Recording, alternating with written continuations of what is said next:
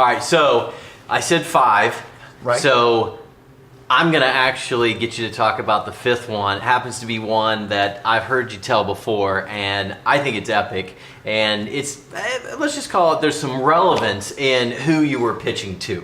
Yes. And the who you were pitching to happened to have been a New York businessman at the time, and all politics aside, is now president of the United States. Yes, exactly. So I'd like for you to tell, and if you could, the little backstory of how you even ended up in his office leads up to, and then obviously the pitch that you made him. So we're talking about Donald Trump, and I'm going to go. It's 30 years ago, right? The year was 1988. I remember the year because exactly.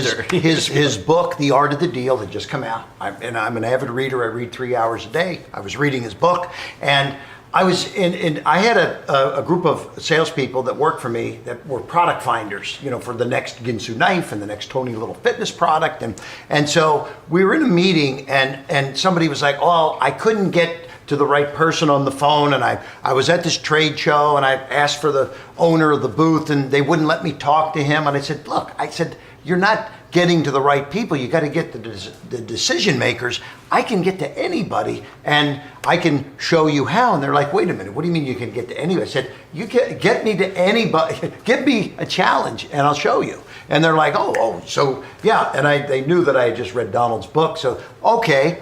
Get a meeting with Donald Trump, right? And I'm like, that might be tough. Okay. Between that and the president of the United States, because Trump was was big time, right? And Trump Tower was up. This is 30 If I was a buddy sitting there, that would have been who I would. And I'm just a young kid entrepreneur. So now, of course, the first thing I tried is what everybody tries: call the secretary. Like, "Hey, I'd like to meet Donald Trump." Click. Okay, who are you? Click. Like, that's not going to happen. So you got to get creative now. I said, wait a minute, he's got a book. I'm in the TV business. I sell products on TV. I could sell his book through how to make money in real estate. There's nobody better than making money in real estate than Donald Trump at that particular time. He was a real estate guru. So I said, and I can't call Donald because I can't get through. So if I call the guy that wrote the book, his name is Tony Schwartz, and tell Tony, I may need 1 million books. Well, wait a minute, what do you mean you need 1 million books? Well, I'd like to put this. And I'm sure the guy who wrote it gets a little piece, so he's now motivated. He makes $1.50 He's like, wait, how are you going to need 1 million books? Well, if I put this in one of my TV programs and we sell it, this could take off like crazy, and I may need 1 million bucks. And he's like, well, I'd have to talk to Mr. Trump about that. Let me get back to you. So I said, yeah, certainly I'd have to meet with Donald Trump and talk to him about that. So he called me back 2 hours later, and he said, this is like a Tuesday. He said, what are you doing Thursday? And I'm like, I'm free. He says, great, come on up to New York. Donald Trump wants to meet you. So that's the first pitch. Okay. The perfect pitch. The first pitch is it's getting the meeting, right? Got it. So now I made the first pitch to Tony Schwartz to get him to relay the message. Now I've got the meeting. I get to the Trump Tower, going up the big elevator, get off the elevator. There I am sitting in the lobby, and this receptionist is right there. Oh, yes, yeah, I know you do have a meeting with Donald, and his door is open. His office was right there off the lobby getting right off the elevator, and I hear him in there screaming at somebody. He's on the phone, and he's slamming the phone down, then picks it up and screaming at the next person.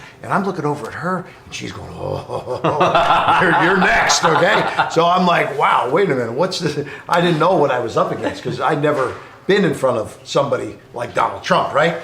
Because again, this is 30 years ago. I'm a kid entrepreneur. So I get into his office, and I'm ready to go, but he pulls a fast one on me. I go to get in the chair. He says, wait a minute. He says, I don't know what you're here to pitch me. You got something you want me to do? He said, before you sit down in that chair, I want you to give me a quick 30-second pitch of what it is that you want me to do, how long it's going to take of my life if I said yes, and what is my upside of this deal? Because if it's not a big enough upside, you're not even sitting down, you're getting the heck out of my office. And I'm like, whoa, boom, he hit me like that. So I took a couple seconds to think real quick, because now I had to create a new pitch. Boom. The new pitch was, Donald, I'm in the TV business. I put products on TV. I like to put your product, if you're the greatest real estate guy to show people how to make money in real estate. And if you said yes, I'm going to need 4 hours of your life somewhere down the road, but your upside is $4 million for 4 hours. And it took me 30 seconds to do that. He waited about 5 seconds and he said, okay, sit down. Okay, so, and then I spent an hour with Donald Trump. And he turned out to be an okay guy. Okay, so, and I talk about this in my book, Act Now. But the bottom line is this, is he said yes to my idea. My idea was to create programs around Trump and his real estate endeavors. And make a long story short, he wouldn't go in the infomercial. So I ended up, even after he said yes, I chose not to do it because I'm not going to do the program on Donald without Donald. Right. So we ended up never doing the deal, but he said yes to the deal. So my pitch was successful. And your pitch was successful, but it sure did have to feel pretty good to go back to your buddies. Yes. Pictures of me and Donald in his office.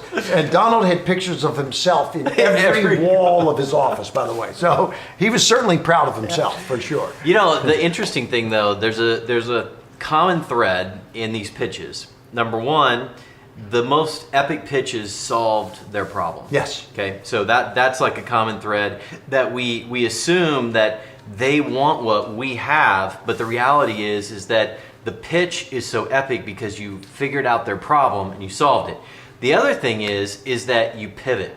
Yeah. You went into many of these, most of the pitches we talked about, you went in with one pitch in your mind and then you had to pivot to a new pitch. Yeah, exactly. And so, and I think that's really important for all of us to understand, that we can have what we think is the perfect pitch, but we have to understand the system of perfect pitch because you have to be willing to pivot. And I said we were only going to do 5 epic pitches, but wait, there's more. But wait, there's more.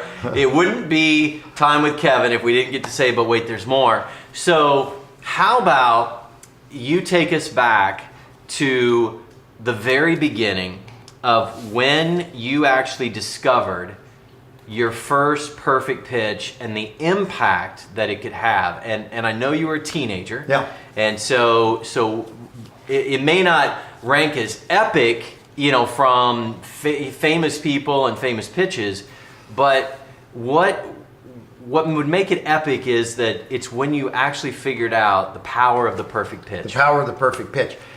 So I'm 15 years old. I'm going to go all the way back to maybe the driveway ceiling days, right? So here I am on my bicycle. All my other friends are, they're having fun. It's an evening, a Wednesday night, and I decide I'm going to start a driveway sealing business. So I've got to go get clients. So I drive up to a house on my bicycle, knock on their door, and I say, your driveway, should be sealed, and I'm the guy that can do it. What do you think?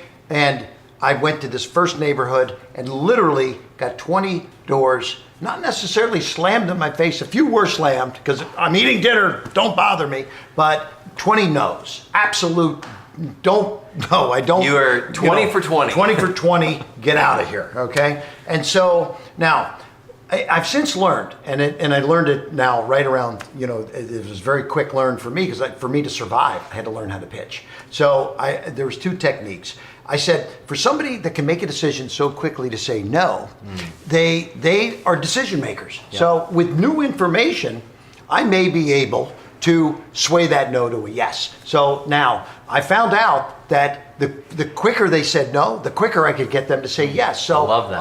I then devised a plan that I ended up doing one driveway in the neighborhood at cost, which was only about $10 to cover the cost of the material. No cost for labor. So instead of $100, I'm going to do it for $10 just to get one done, because now what do I have? Credibility in the neighborhood. So I did one driveway, but I took a before picture and I took an after picture, and then I put my sign across the driveway. And so now I went in the neighborhood, the same 20 no's, and went door to door to door and said, you see over there? And I said, but let me show you. See this crack here? And this is now solving their problem. This crack here in your driveway, in the wintertime, because I lived in Ohio where it would get very cold in the winter, that water that's in there is going to freeze and triple the size of the crack. Now, I'm going to come seal that. That's absolutely free. We're going to do all the cracks for free. We're going to beautify and seal your driveway. And Everybody was, and then, but there, see that one over there? Oh, you did that? Okay, so this was selling with magical transformation. I love that. It was selling, it's called the new decision close also. Again, the perfect pitch. The new decision being, now, I just did your neighbor, so I'm giving you new information so you can make a new decision, and I've just solved some big problems for you. So that new information allowed them to make a new decision of yes. 19 out of the 20 said yes. We were off to the races, and that was the beginning of billions of dollars for me, because now I had the confidence to pitch anybody from that point forward. And I was only 15 years old. All right, so I owe you an apology, and I owe you guys an apology. I said that that pitch in the beginning wasn't epic, but I now realize that if it wasn't for you learning the perfect pitch at 15 years old, you would have never sat in front of Donald Trump, Right. the Sheikh, Yep. the CEO of Sprint. So here's the deal. Perfect pitches start right now. They start with your first pitch, and you learn from every one of them, even if you get the door slammed in your face 20 times. If you go back and retool and pivot, you can go right back in and close 19 out of 20 of those sales. Now, the only bad part of our time together is it's over. I think we could sit here for another 30 minutes and go over another 5, 10, 15 pitches. Kevin, there is nobody on this earth that can pitch and pivot like you, and that's why you're the guy to teach us all the perfect pitch. And that's what I'm looking forward to doing for each and every one of you out there right now. I don't care if you're an entrepreneur, a wannabe entrepreneur, starting a business, you have an idea, you have a product, you have a service, maybe you have a job, maybe you want to raise, maybe you want and elevate yourself inside that job. There's a pitch for you to get that raise, to get that better position, to raise that capital. I love to teach people how to raise money, because they can now do anything they want in business, in their life, and raise that capital, pursue the dream that you deserve to be pursuing. That's Thanks, it, Kevin. perfect pitch. Thank you. Thank you.